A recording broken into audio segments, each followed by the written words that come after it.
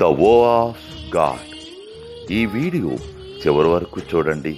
దేవుని ఆశీర్వాదాలు పొందండి. దేవుని నామములో మీకు నా హృదయపూర్వక వందనములు.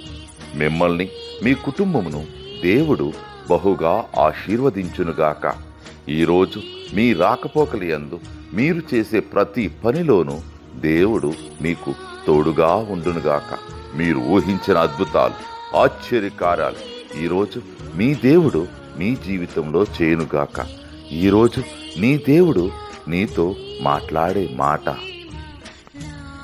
రహస్య స్థలములోని మరుగైన ధనమును నీకిచ్చెదను.